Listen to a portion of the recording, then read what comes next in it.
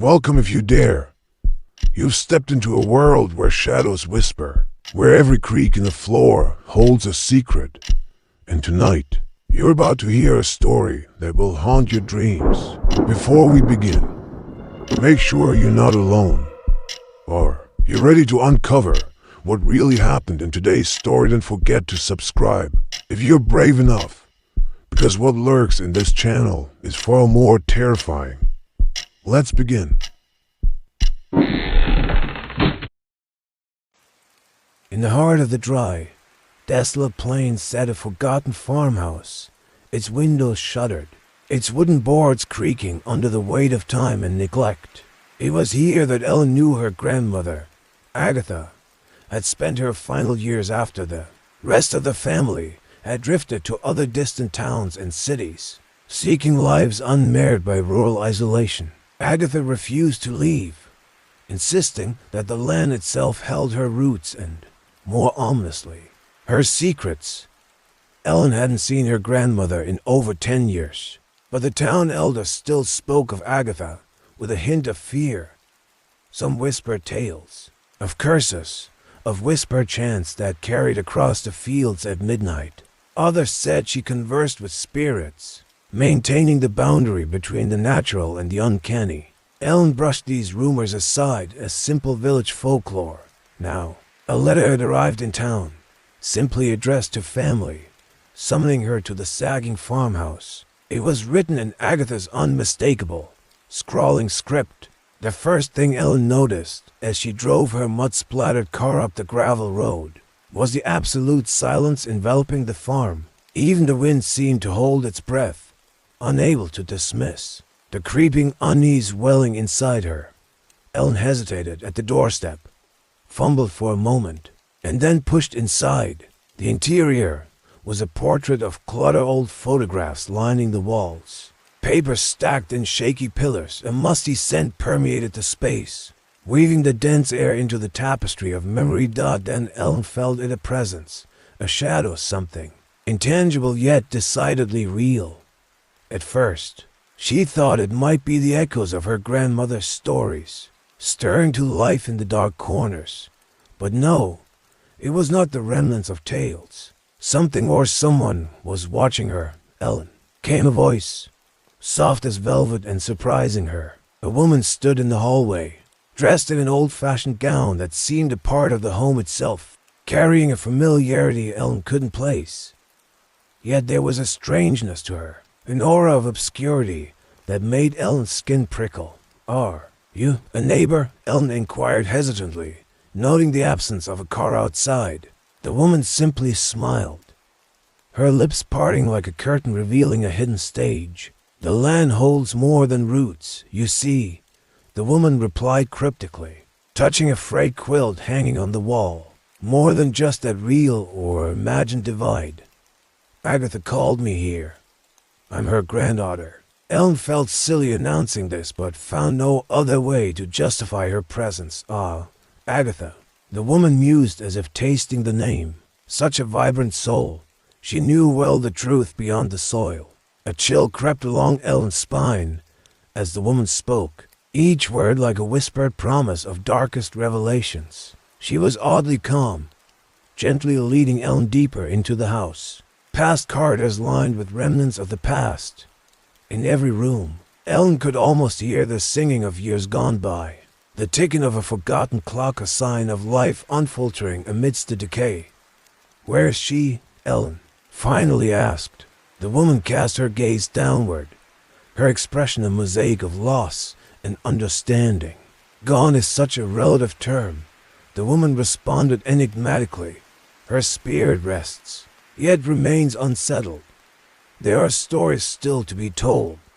The words hovered in the air, unsettling Ellen further.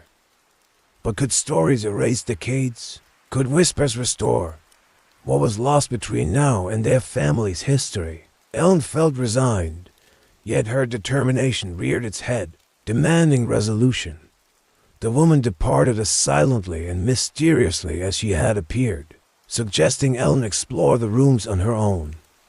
As Ellen wandered, the sensation of being observed dissolved, leaving only a quiet solitude to accompany her. She stumbled across a journal, leather-bound and weathered with time, the secret annals of Agatha's innermost thoughts. Ellen sat by the window, daylight waning, drenching the room in a syrupy glow as she turned the pages. The entries were confessions woven with superstition and love for the land that had imprisoned Agatha, but also nurtured her wisdom. Revelations emerged. Agatha was not just a simple woman. She was a guardian of mysteries that tethered her to the house. It described encounters with the unknown, whispers of otherworldly counsel, and cryptic expressions of guardianship. The journal was stitched together with the loom threads of a legacy Ellen couldn't define. It was then Ellen realized the unknown woman was not an intruder but a protector, a reflection of the farmhouse itself, woven from the ethereal properties. Agatha offered generational passage. Ellen's journey was not simply a visit. It was an initiation, a portal into understanding. At the conclusion of the journal, Ellen's heart raced, eyes burning with unshed tears. Knowledge, no matter how intangible, had found its place. As she packed to leave, Ellen felt a profound connection, a tether invisible but undeniably firm. As Ellen stepped back onto the porch, the wind at last returned, a gentle breeze shifting the air. It was a lifeline, a soft acknowledgement of her departure, and an invitation to return whenever the whispers called. Ellen left with a quiet assurance nestled in her soul. The farmhouse receded in her rearview mirror, fading into the horizon as the road stretched into dusk. The echoes of her grandmother and the guardians intertwined through the haunting lands, continuing quietly through solemn vigil. Ellen's heart knew it would not be the last of her visits, for family was never just the living. It was all who made the house, time, and stories eternal.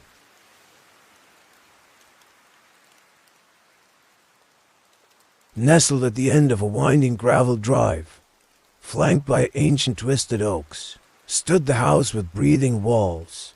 Abigail had grown up hearing stories about the place from her frail but fierce grandmother, Edna. They always sounded like nonsense to her until one grief-ridden October, when she had no choice but to return. The house loomed like a shadow against the dimming sky, its windows like long-shut eyelids, droplets of rain sliding down their glassy surfaces like tears. Abigail stepped out of her car and onto the saturated ground, the scent of damp earth assaulting her senses. As the heavy wooden door creaked open, she sensed something she couldn't quite name, a shiver of recognition, as if the house were an old friend she hadn't seen in years. "Welcome," murmured a raspy voice from the shadows of the entry hall. Grandmother Edna, shrunken to a specter of the formidable woman Abigail remembered, emerged clutching a worn shawl around her shoulders.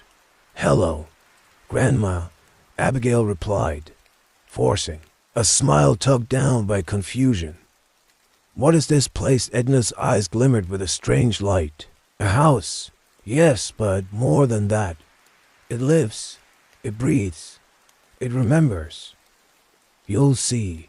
The cryptic response lingered in the room like smoke. Abigail followed her grandmother to the parlor, a place unchanged by time, where every surface was cloaked in dust and old memories.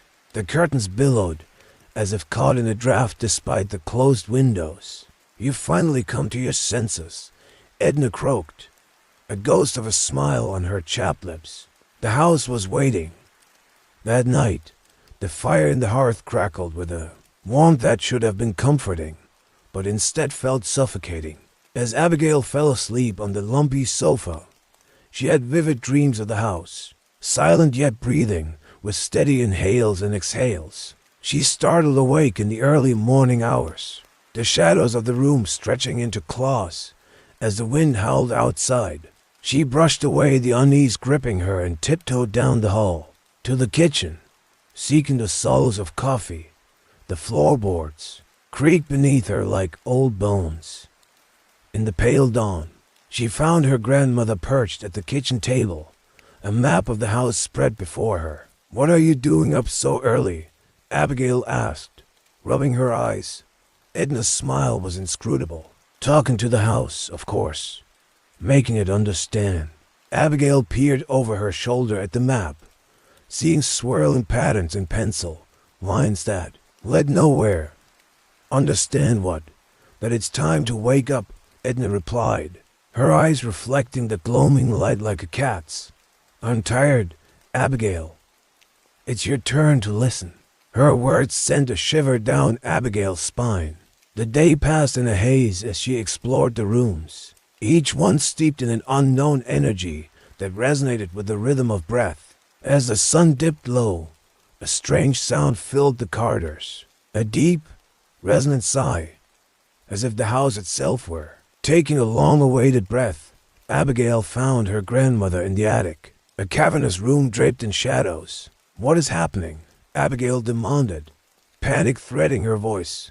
Edna chuckled, a sound almost mad with delight. The house has chosen you. Chosen me for what? Abigail asked, her voice trembling. To carry on our bond, Edna said. Her form seemed to waver in the dim light, her edges blurring, as if the house had begun to absorb her. When I was a girl, the house chose me after my mother passed. Now, it wants you. The floor beneath Abigail's feet seemed to pulse, matching the tempo of her wildly beating heart. She staggered back, feeling as if she teetered on the edge of a revelation she couldn't fathom. There was an uncanny stillness to the attic, broken only by the whispering breeze that coiled around them. You must accept it, Abigail, her grandmother, urged, stepping closer, her presence growing faint. Feed it your essence. Let it breathe through you. Abigail recoiled, the weight of the house pressing on her chest. I can't. I don't, bud. Her protests faltered as the house seemed to speak, not in words, but in feeling and memory. 1,000 lifetimes carried on the wind died in that moment. The truth engulfed her, a lineage of caretakers, bound by blood and bone, each one merging with the house, eternal guardians of its living soul. The walls sighed around her, a sound of contentment, perhaps of belonging, as she felt the ancient pulse of life echo through her every nerve. It's beautiful, isn't it? Edna whispered, her voice blending with the susurrus of the house. Abigail closed her eyes, surrendering to the current pulling at her. The house cradled her in its heartbeat, and in that embrace, she felt herself dissolve, entwined with the walls that breathed as one. The dawn crept over the horizon, casting warm golden tendrils into the heart of the house. And as the light crept in, Abigail stood with new eyes, her grandmother now a part of the breathing wood, part of the whispering wind. The house was awake, and in its awakening, Abigail found her destiny. There she remained, a guardian, keeper of the house that breathed, her soul forever intertwined with its living, ancient flame.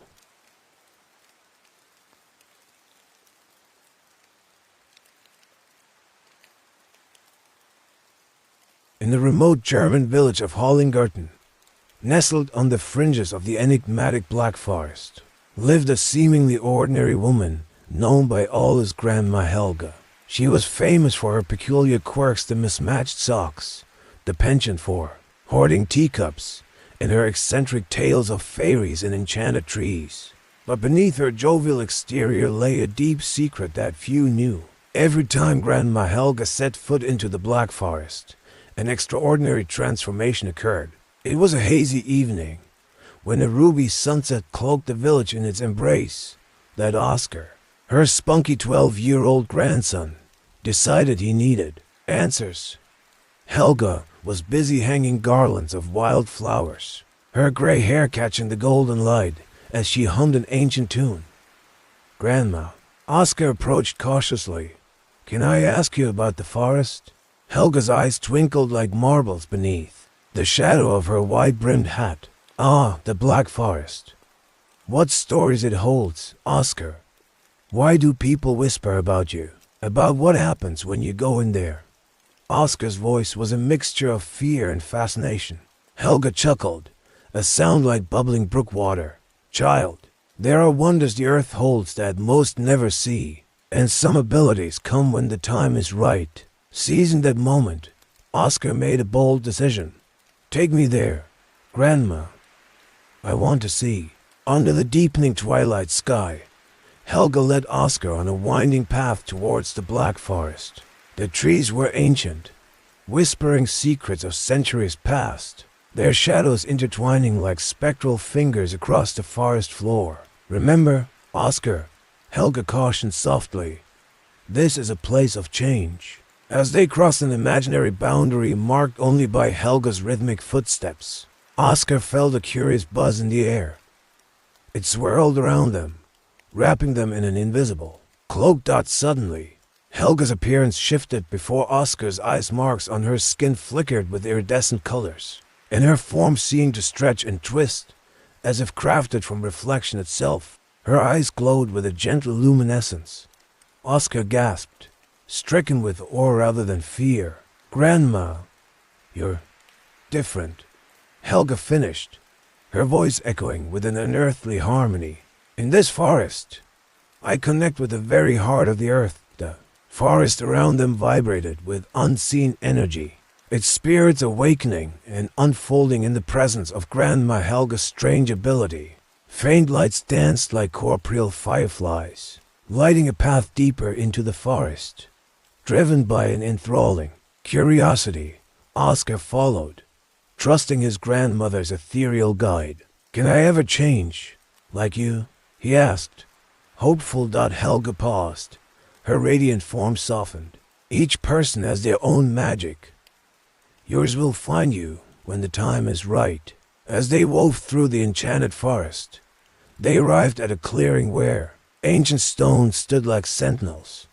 Here, the trees hummed and whispered all at once, the world feeling both vast and intimate. Helga knelt, placing her hand gently upon the earth. The ground surged beneath her palm, revealing a pulsating heart of the forest itself. Oscar, listen closely, she instructed. Oscar knelt, pressing his ear to the ground. He heard the rhythmic beating, a symphony of life beyond humanity's grasp. It filled him not only with sound but with visions of vibrant images, boundless stories, unfolding of what had passed and what could have been. But Oscar was not without danger. Shadows shifted among them, watchers from a world less benevolent, interested in the magic that flowed. Helga raised her other hand, a gesture of protection, and a radiant barrier emerged from the earth. This place attracts others, those who seek to unravel its mysteries for the wrong reasons. Helga murmured. Oscar felt a shiver. His wonder melded with understanding. You protected, he acknowledged, realizing there was more than simple beauty in Grandma's journey. Helga sighed, her gaze both ancient and weary. Everyone needs a guardian, Oscar, but such guardians must be wise. With a flowing gesture, she cast shadows away, the forest's guardians refocusing their vigil. The barrier shimmered gently before vanishing, leaving behind a tranquil, quiet Oscar. His heart a rhythm with the earth, knew their journey could not last forever. Will we come back, Grandma? Helga nodded, her iridescence fading as she stood up. When the time returns, we will visit again. But remember, every forest has its stories and secrets open to those who listen. They retraced their steps under the deepening night, the world outside seeming brighter through Oscar's eyes now. What did you learn today, dear boy? Helga questioned as they approached the village, normalcy gently grasping them once more. Oscar pondered, feeling the forest's pulse still echoing through him, that sometimes magic is as much a part of us as it is the world around us. Helga chuckled, her normal self yet again, mismatched socks and all. Indeed. Come, Oscar, tomorrow's tales await. In Hollingarten, as the moon rose, Oscar carried stories within him no others could understand, an understanding of guardianship, change, and wonder. In them, he held a connection eternal as a beating heart beneath the Black Forest.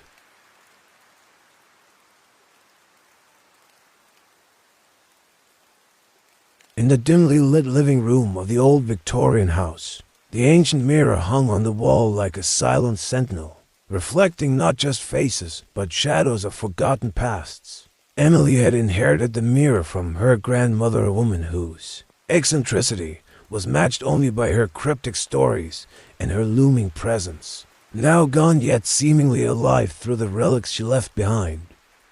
Ever since her grandmother passed, Emily couldn't shake the feeling that the house was watching her, and the mirror seemed to be at the very center of its focus. Tonight, sitting alone on the faded couch, her curiosity about the mirror's history was stronger than her fear of its unknown.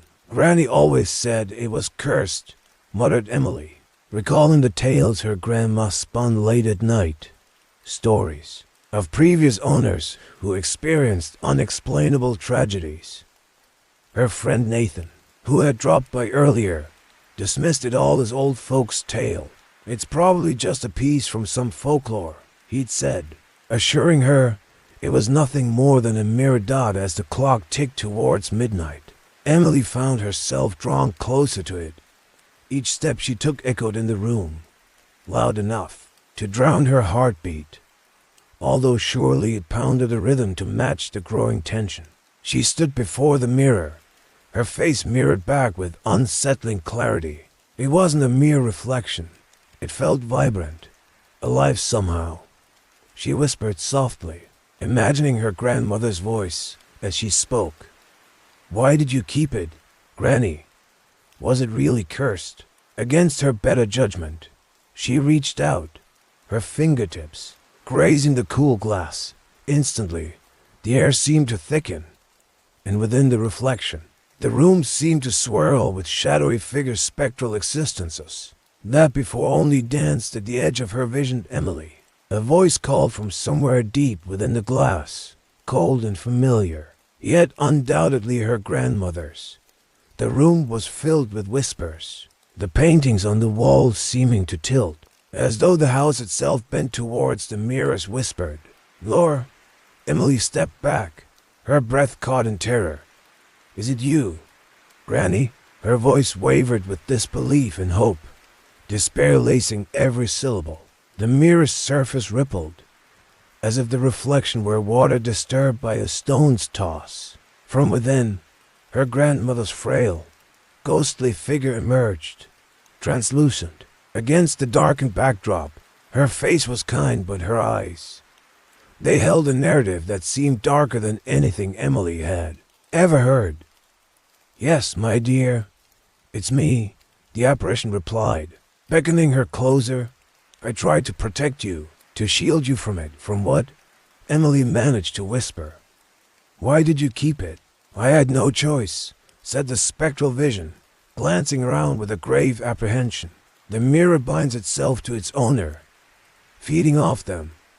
When it sensed the end, it found you." Emily staggered backward, her mind racing against what seemed impossible. The stories hadn't been tales, they'd been warnings. "What do I do?" Her grandmother's apparition hovered silently for a moment, the wisps of her form dancing like a mist. The mirror must remain with a family member, but when the reflection calls, they must enter. Only then it can free its victims. "Enter," Emily stammered. "It wants to trap me too." "Yes," said her grandma, a sorrow now painting her features. "But there's a chance, a mirror within mirror that can break the curse. You must find it inside."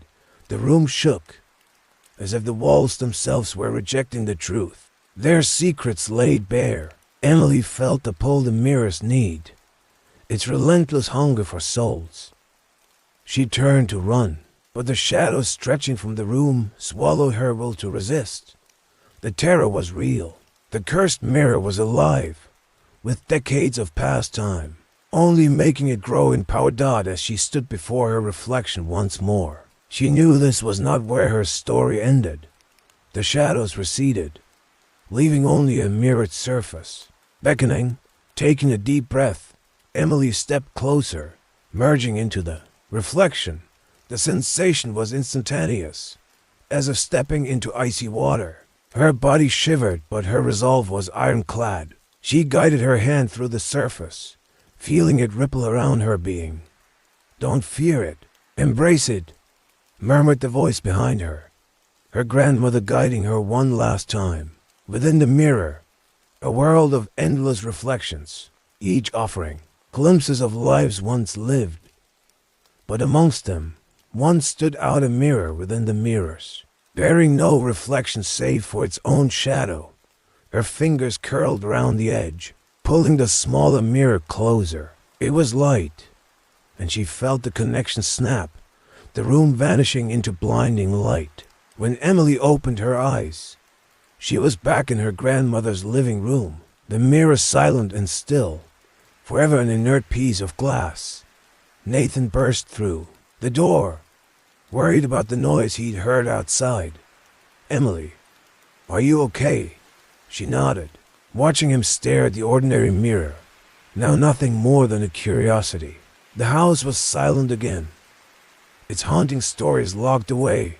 Emily was free, but as Nathan turned away, a whisper echoed back through the empty house. Maybe its stories weren't quite done.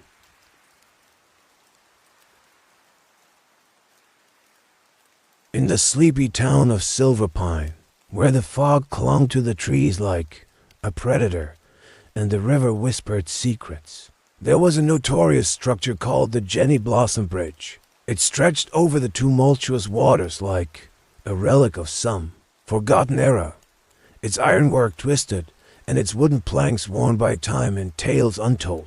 The bridge was a legend among the townsfolk, not for its architectural grandeur, but for its dangerous allure, which was matched only by the eccentricity of its most infamous resident, Grandma Lottie. Grandma Lottie was known throughout Silverpine for her peculiar nature and her fascination with the bridge.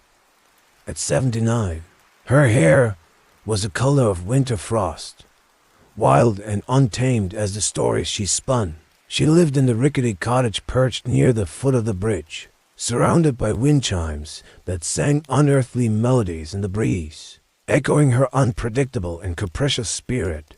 Her grandson, Felix, was the only tether she had to sanity or reality, for that matter.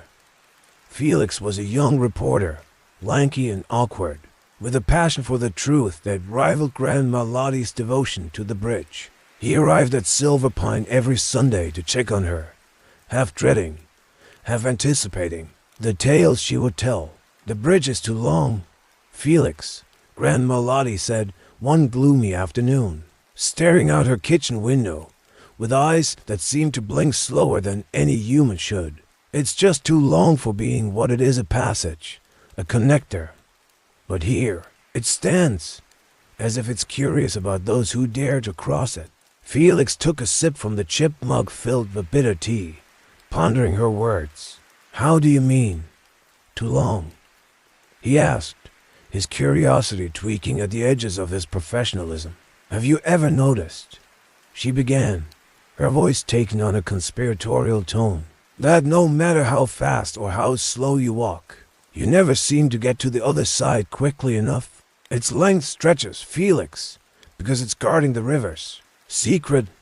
Felix chuckled, but there was a note of unease in his laughter. The Jenny Blossom Bridge had been the site of countless rumors and tragedies, missing persons who were never found, eerie sightings and sounds when no one should have been near. Later that evening, as the mist thickened into walls against the twilight, Grandma Lottie clutched his arm with her spindly fingers. "Finish your tea," she urged. "Then I'll show you why the town calls me crazy, and why they may be right, together." They ventured outside. The bridge loomed ahead, a shadowy path into a mystery Felix had never thought to unravel. Grandma Lottie led him onwards, her stride full of surprising vigor, each step resonating with a strength built over years of fearless adventure. Felix felt the weight of reality blur with something fantastical. "Are you still ready to be dazzled by the improbable, Felix?" Grandma Lottie asked, a wry smile twisting her lips as they walked. He counted the paces. 100, 200. But the bridge continued to stretch, each step deeper into unreality, the opposing end forever receding. "There's something about this day," she whispered with excitement. "Just listen." Felix paused.